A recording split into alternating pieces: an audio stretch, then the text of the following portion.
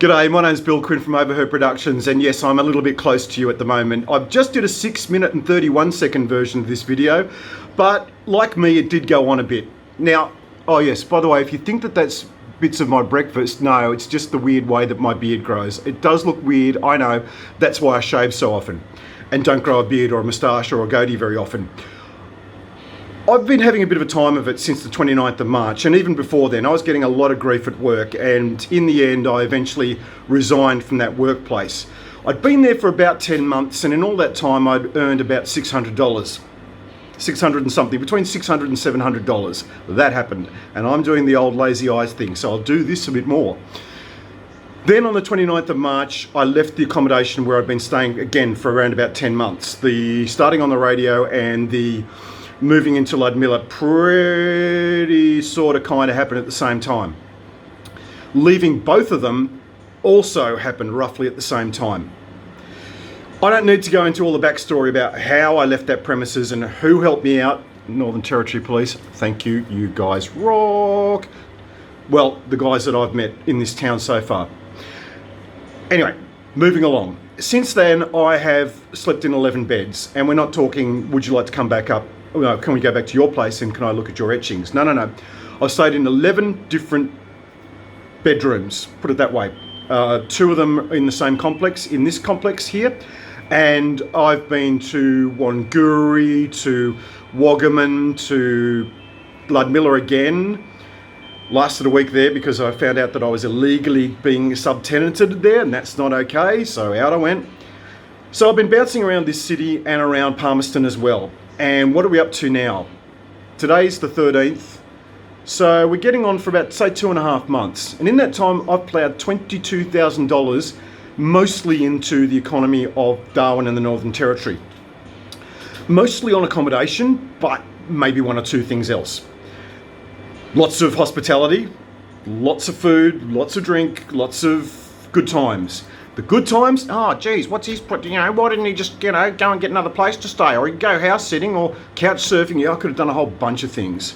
But I needed to get my mind away from the awful events that have been happening to me just recently, and also some pretty harrowing stuff that's happening on the other side of 1 or 2 closed borders.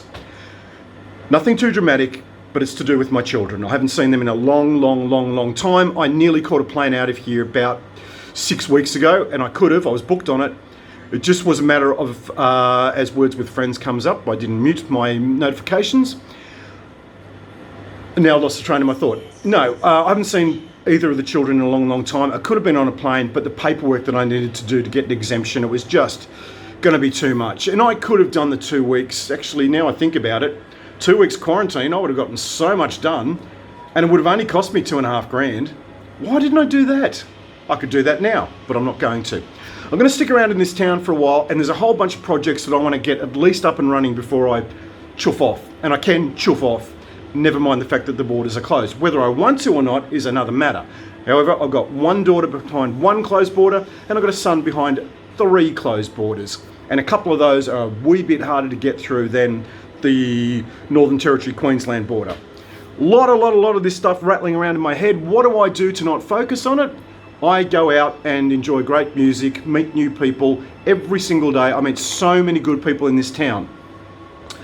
I also meet a few salty assholes, but I just walk away from them. So, what I'm going to do in the next few days is repost some of the things that I've been doing over the last 16 months. Some of them you might have seen already. Some of them are very public because they're interviews that I've done with musicians or artists or business people.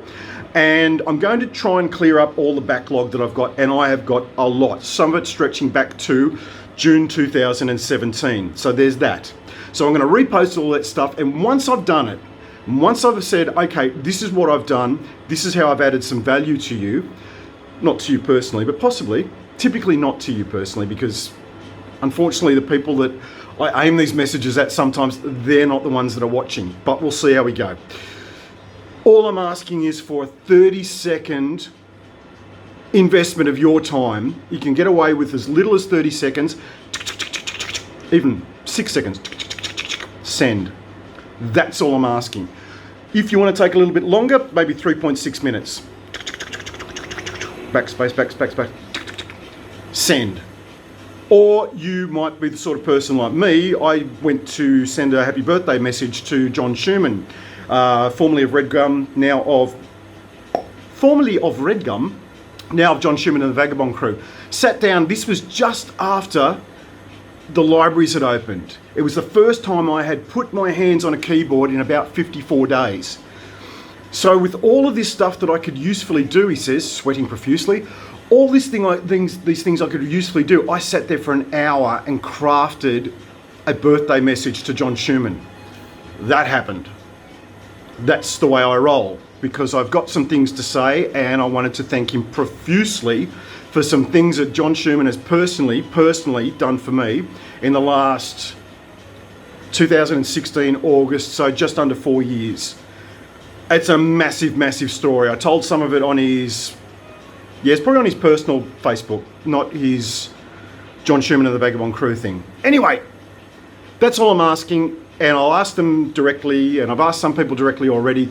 It's not just Darwin. There's people who, like, for instance, in California, in London, in somewhere in South America and Estonia that I've also done some things for. I'll be asking them too, because every little bit helps. Don't want your money.